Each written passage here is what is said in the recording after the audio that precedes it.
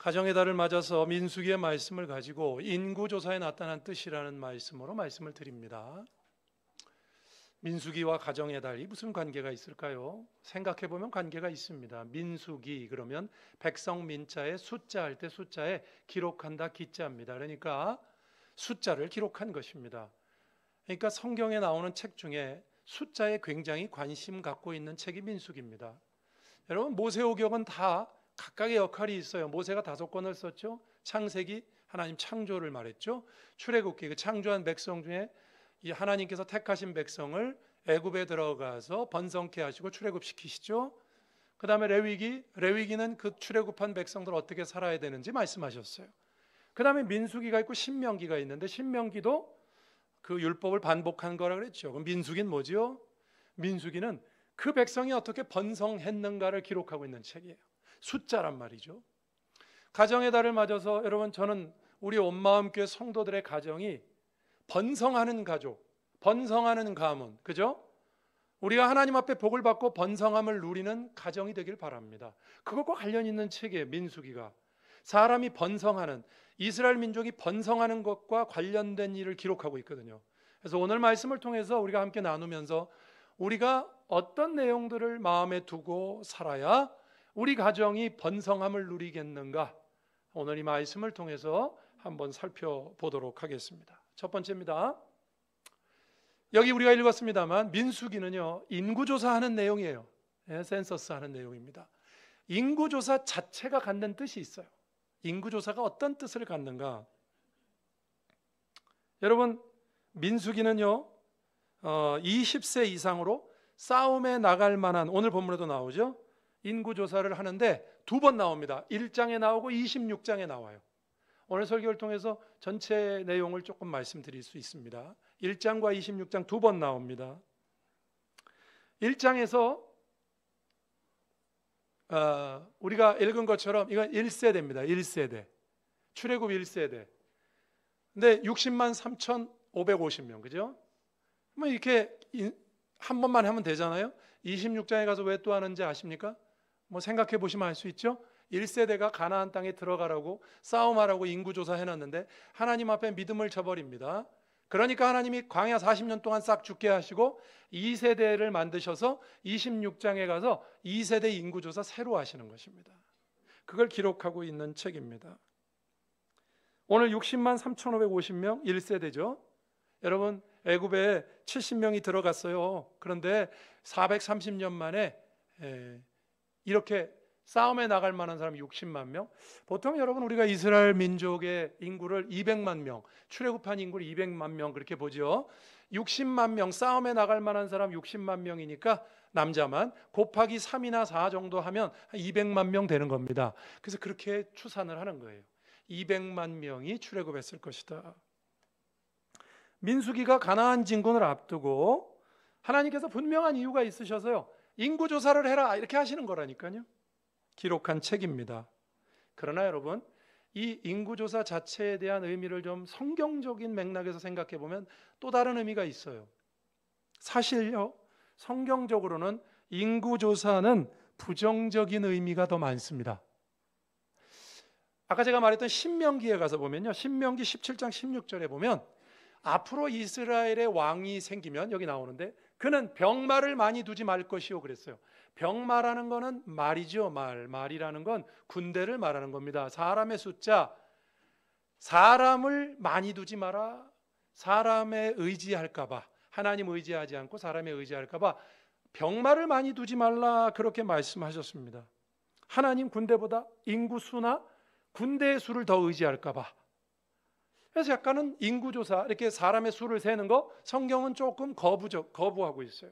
하나님 의지하지 않을까 봐. 실제로 이 인구조사가 재앙이 된 경우가 있습니다. 사무엘하 24장에 가서 보시면 여러분 다윗이 그 요압 장군이 반대하는데도 불구하고 인구조사를 합니다. 야 군대 숫자를 좀 세봐라. 하나님이 그걸 기뻐하시지 않았어요. 기뻐하시지 않는데도 다윗을 보니 내 마음에 기쁘다 했던 그 마음에 기뻐했던 다윗이 하나님이 기뻐하시는 짓을 하지 않습니다. 인구조사를 했어요. 왜? 군대 수 때문에. 물론 세금 때문에도 하지만 군대 숫자 때문에 인구조사하는 겁니다. 하나님이 기뻐하시지 않았어요. 결과가 어땠는 줄 아십니까? 3일 동안 7만 명이 죽습니다. 전염병으로 3일 동안 7만 명이 죽어요.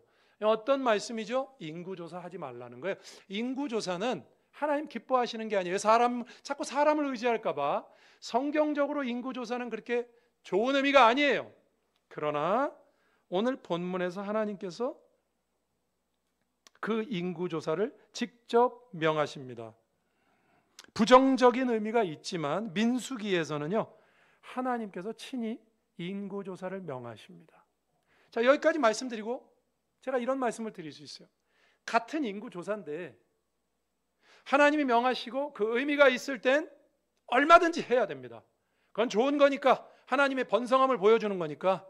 그러나 같은 인구조사라도 여기 민수기를 제외하고 성경 다른 곳에선 하나님을 의지하지 않고 사람이나 의지하고 이렇게 하면 그건 하나님이 기뻐하시지 않는다고 말씀하십니다.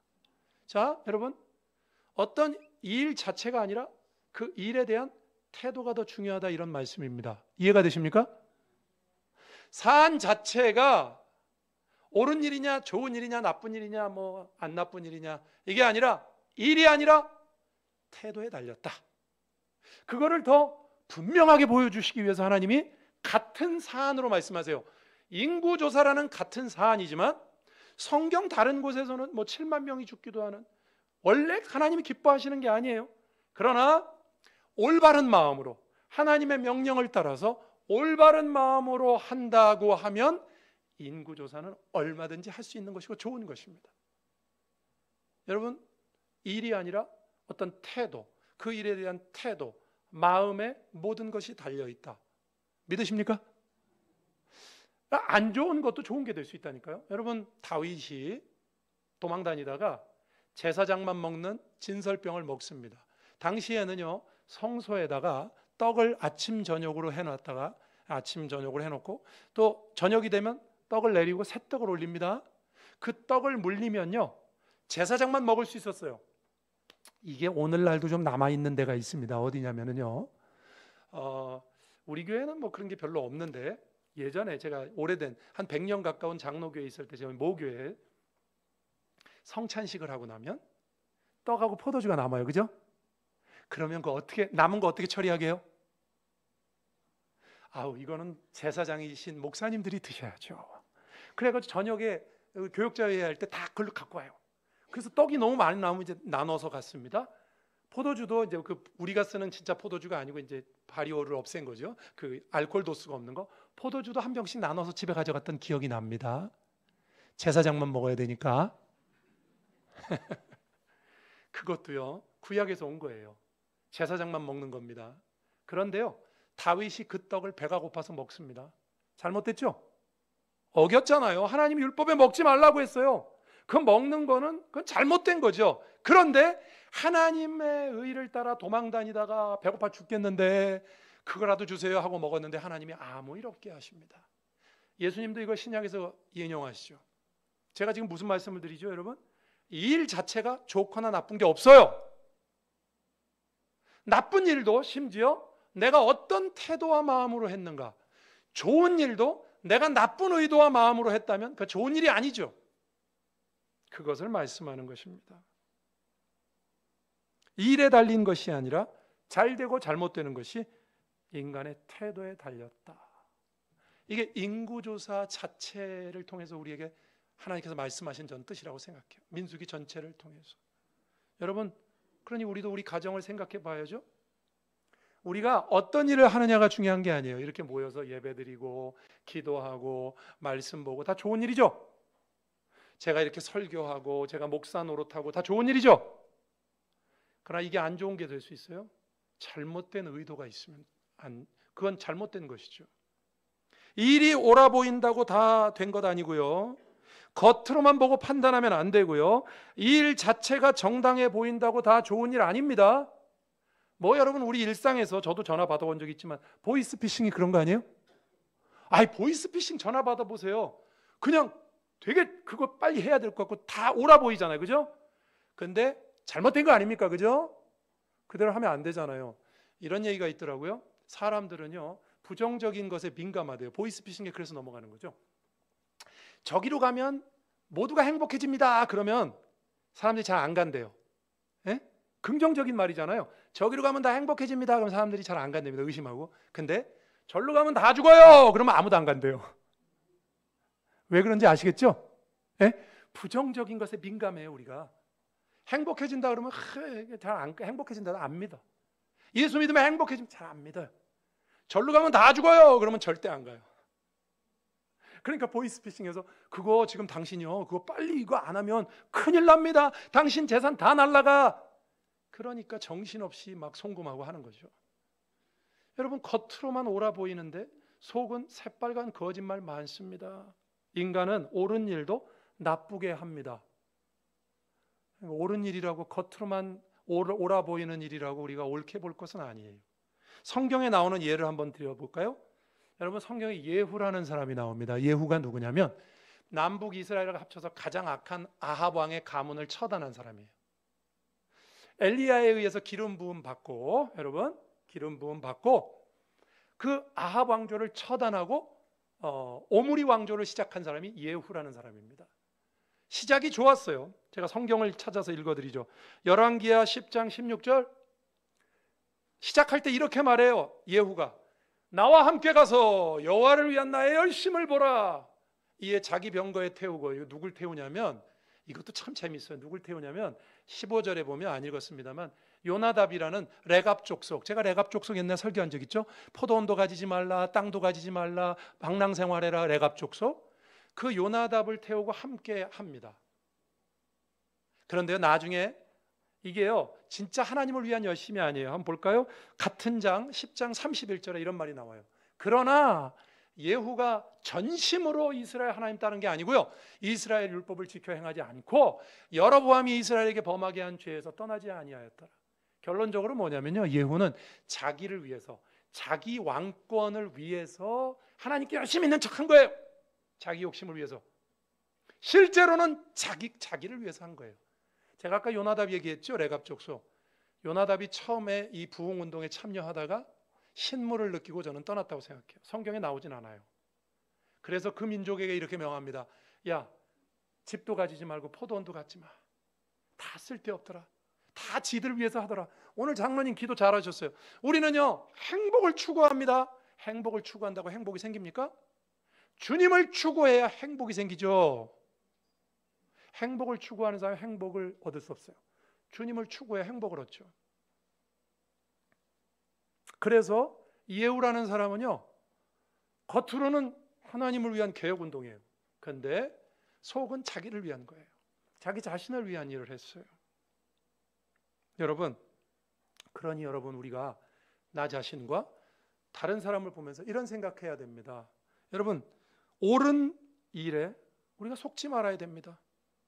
겉으로만 옳아 보이는 일, 그러나 잘못된 일이 얼마나 많아요. 성경의 예를 제가 또 들어볼게요. 시편 109편 7절.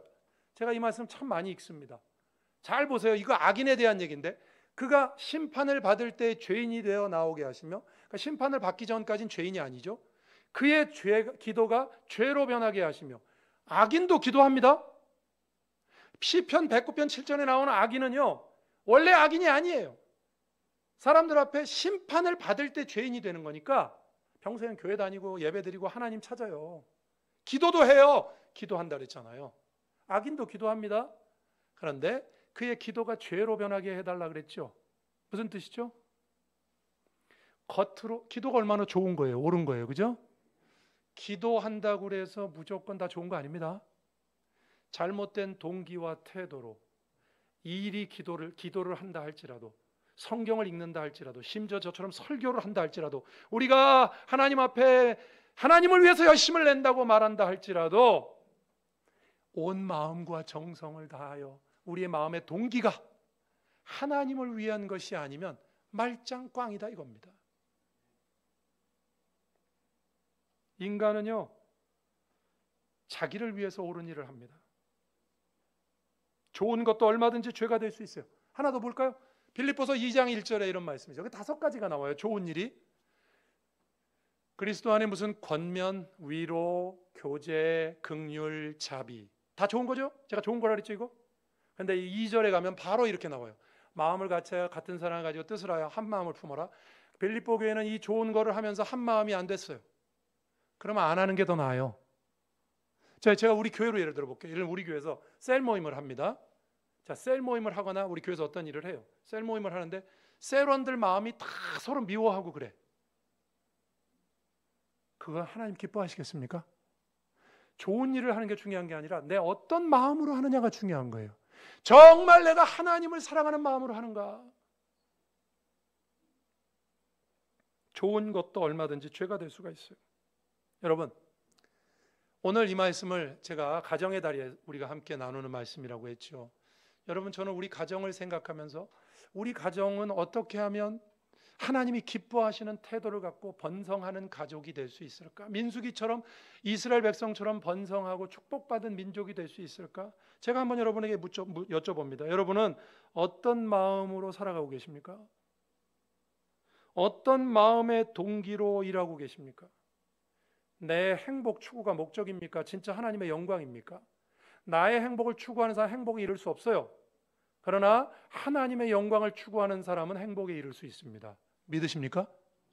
성경이 그토록 많이 네 마음과 뜻과 정성을 다하여 하나님을 섬겨라, 이 말을 왜 강조하겠습니까?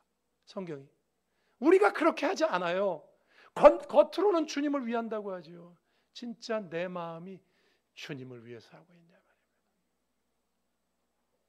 교회 다닌다고, 예배 드린다고, 성경 읽는다고 다 온전한 그리스도인 아닙니다. 아닐 수도 있어요. 제가 그 아니길 바라는 사람이 아니고요, 아닐 수도 있다고요. 왜? 좋은 일 하는 나쁜 사람 얼마든지 있거든요.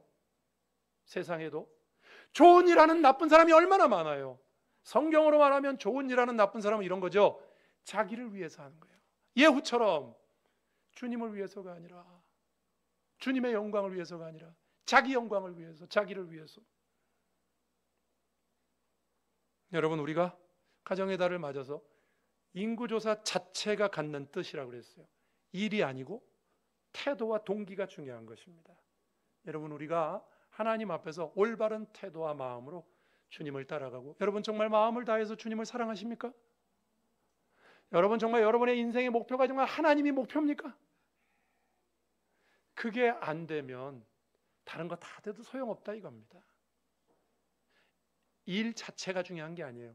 내가 목사를 한다. 제가 내가 목사를 한다. 뭐 내가 어떤 사람이다. 내가 어떤 교회에서 직분을 가졌다. 우리 이제 직분자 선거 있습니다만 내가 교회에서 어떤 직분을 받는, 이런 게 중요한 게 아니잖아요. 그 일을 어떤 마음으로 하는가가 중요한 거죠. 여러분, 진정한 주님이 원하시는 마음으로 하셔서 복과 영광을 누리시는 여러분의 가정, 번성을 누리시는 여러분 가정 되길 주의 이름으로 축원합니다. 두 번째입니다. 인구조사 자체가 갖는 뜻이 있고요, 인구조사 결과가 보여주는 뜻도 있어요. 1차 인구조사 결과가 몇 명이라 그랬죠? 60만 3,550명. 여러분, 이거는요 이스라엘 백성에게 엄청난 감동이었을 겁니다. 왜냐하면요, 제가 아까도 말씀드렸지만 창세기에 이스라엘 애굽이 70명이 애굽에 들어가거든요. 430년 만에 200만 명이 된 거예요. 그러니까 60만 3,550명이라는 숫자를 들었을 때 이스라엘 백성은 와, 감동을 받았을 거예요. 하나님의 은혜로다, 은혜로다. 하나님의 뜻이 이루어졌다. 왜냐하면 그 애굽 땅에 들어갈 때 하나님이 이렇게 말씀하셨어요. 내가 그 땅에서 너로 번성하게 하리라. 기억납니까? 근데 그 말씀이 이루어졌잖아요. 애굽에서 종살이하고 생고생만 하고 나온 줄 알았더니 아니, 하나님의 뜻이 다 이루어졌는데. 여러분, 우리도 이럴 때가 있잖아요. 여러분, 우리 인생에서 참 힘들고 어렵고 참 힘들다 그래도요, 지나놓고 보면 하나님의 뜻이 다 이루어지지요. 저는 그렇더라고요. 안 이루어진 게 없는 것 같아요. 아니, 안 이루어진 게 아니라 내가 생각지도 못한 것도 하나님이 다 이루어주는 것 같아요. 하나님의 은혜죠. 이스라엘에게 이 60만 3,550명 엄청난 은혜가 되었을 것입니다. 근데요, 이 인구조사가 두 번 있다 그랬죠. 제가 오늘 1장에 1차에 싹 죽었죠. 이 사람들은. 26장에 가면 2차 인구조사가 나오는데 26장 51절에 보면요, 그때 인구수가 궁금하죠. 60만 1,730명입니다. 1차보다 1,820명이 줄었어요. 근데 이건 줄어도요, 줄은 게 아닙니다. 이것도 감동이 됐을 겁니다. 왜냐하면 이 2차 인구조사하기 직전에 바알보올 사건이라는 게 있어가지고 모압의 신을 음란하게 섬기다가 2만 4천 명이 죽어버려요. 2만 4천 명이 바로 직전에 죽지 않았으면 1차 인구조사보다 훨씬 늘어난 거죠. 근데 늘어나지 않았는데 물론 1820명이 줄었지만 잘 생각해 보세요, 여러분. 이게 왜 이스라엘에게 감동이 되냐면, 두 번째 감동이냐면 1세대가 하나님 앞에 가나안 땅 들어가는데 안 들어가고 싹 죽었잖아요. 불순종해서 죽었죠. 40년 동안 광야에서 징벌을 받았죠. 예? 그랬는데 40년 지난 다음에 인구조사했는데 달라진 게 없어요. 그죠? 1820명이면 별로 달라진 거 없잖아요. 그죠? 다 60만 명대잖아요. 그죠? 이스라엘에겐 이런 감동이 있는 거죠. 야, 우리가 하나님 앞에 불순종해서 했는데도 불구하고 변한 게 없구나. 숫자가 줄지 않았구나. 하나님의 은혜구나. 이 두 감동을 여러분 제가 섞어서 이렇게 한번 표현해 보겠습니다. 여러분, 우리가 부족하고 연약하고 내가 보잘것 없고 70명 보잘것 없잖아요. 보잘것 없고 부족하고 연약해도 하나님만 믿으니까 하나님의 뜻이 이루어지더라. 아멘. 또 하나님 앞에 우리가 제대로 살려고 하지만 불순종하고 가나안 땅에 들어가는데 들어가지도 않고 그렇게 죄를 지어도, 심지어 죄를 지어도 그 숫자가 바뀌지 않더라. 아멘. 이스라엘에게 이 두 가지 감동이 있는 겁니다. 이 조사 결과가 갖는 뜻이에요.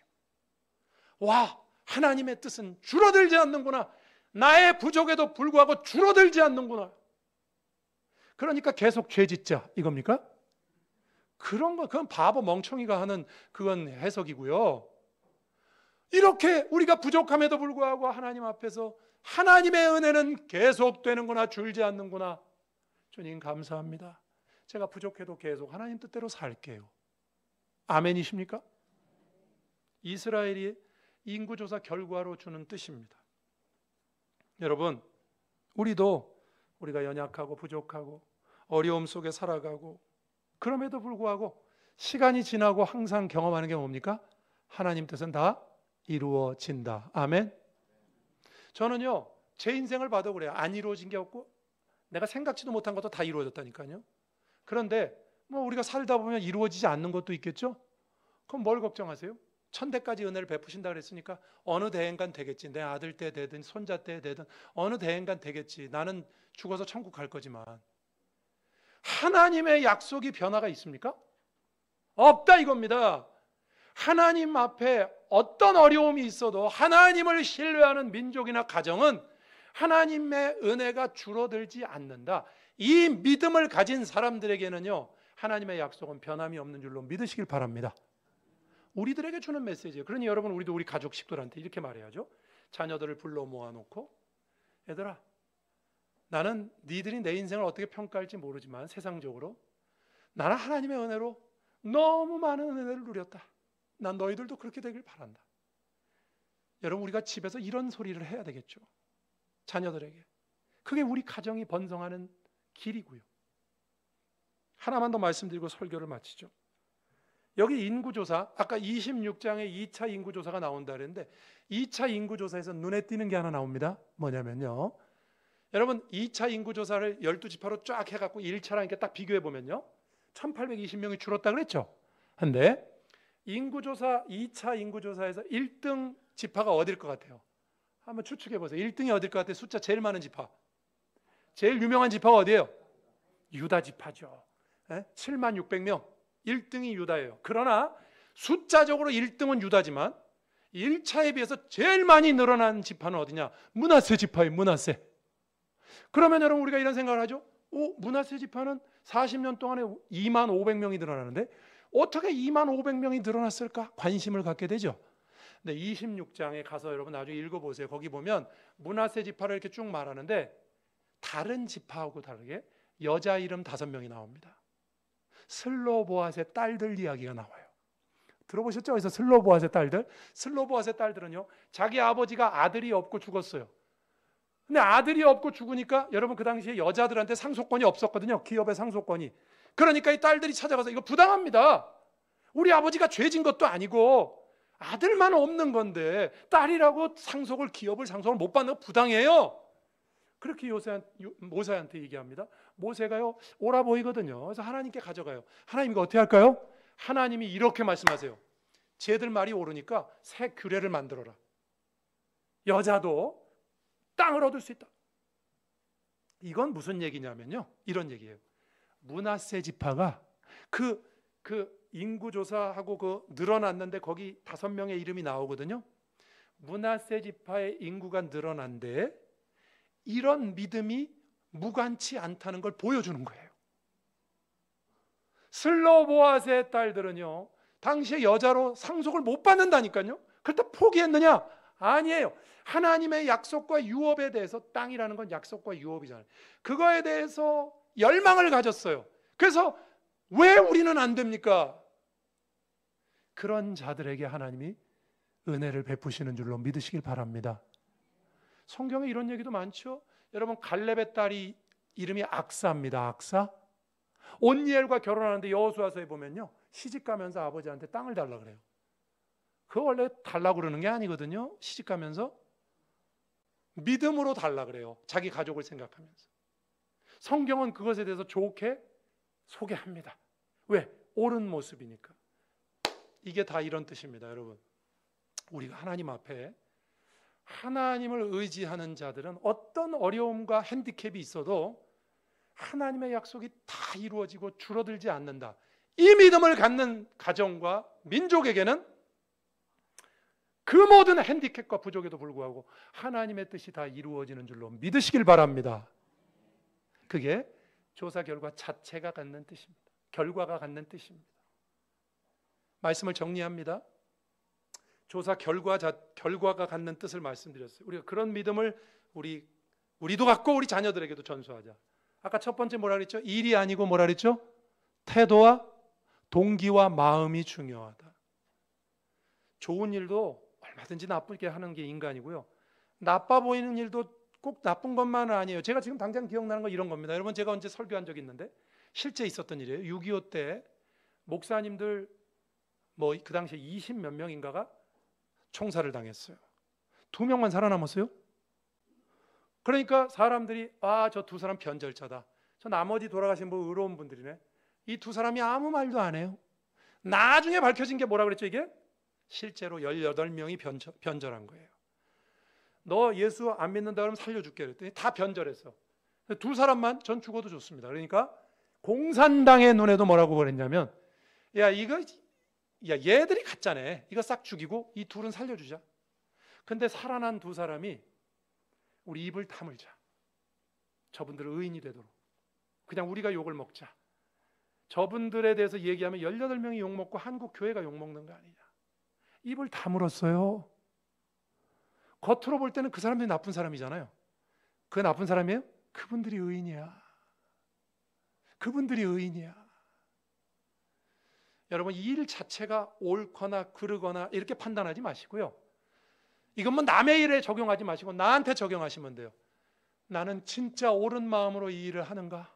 그랬으면 사람들이 다 손가락질해도 하나님이 아시지 뭐. 저는 목회할 때도 그런 마음으로 합니다. 저는 죄송하지만 성도들의 평가 별로 염두에 두지 않습니다. 죄송합니다. 제가 여러분을 무시한다는 뜻이 아니에요. 성도들이 목사님 좋아요 나빠요, 난 그런 거 별로 신경 안 써요. 왜? 하나님만 아시면 되지. 그렇다고 제가 잘났다는 건 아닙니다. 근데 하나님 앞에 제 마음만 잘못되지 않으면 되죠. 늘 그게 제일 중요하다고 생각합니다. 여러분, 그런 마음으로 주의 일을 하셔서 복과 영광을 누리시는 온 마음 교회 모든 가정들 되시기를 주님의 이름으로 축원합니다. 기도하시겠습니다. 오늘 말씀 생각하면서 주님, 제 마음의 동기가 진정으로 하나님을 위한 것이 되게 하시고 무엇을 하든지 또 주님을 믿고 신뢰하는 자에게는 그 어떤 어려움과 핸디캡 속에서도 다 이루어지고 줄어들지 않을 줄로 믿습니다. 이 믿음 우리 가정의 자녀들에게 달라고 기도하겠습니다. 하나님 아버지 감사합니다. 오늘도 주님 전에 나와 예배드리며 믿음으로 주님을 바라보게 하시니 감사합니다. 우리 귀한 성도들 붙잡아 주시고 은혜로 함께 하셔서 가정의 달을 맞아 우리 엄마 함께 가정들 다 번성하는 민수기 말씀처럼 이루어지는 가정들 되기를 원합니다. 그러기 위하여 하나님, 우리의 마음의 동기가 진정 주님을 위한 동기가 되게 하시고, 또 하나님 아버지, 우리가 하나님을 믿고 의지하는 자에게는 그 어떤 어려움도 어려움이 될 수 없고 다 이루어짐을 믿게 도와주옵소서. 주신 말씀을 기억하고, 하나님, 가정의 달입니다. 저희들이 어떤 일을 하든지 주님을 사랑하는 진정한 동기로 하게 하시고 마음과 태도로 하게 하시고, 주님, 우리가 어떤 어려움 속에서도 주님만 믿으면 다 이루어지고 하나님의 은혜가 나에게 다 이루어진다는 이 믿음으로 우리와 우리 자손이 살아갈 수 있게 주옵소서. 예수님 이름으로 기도합니다. 아멘.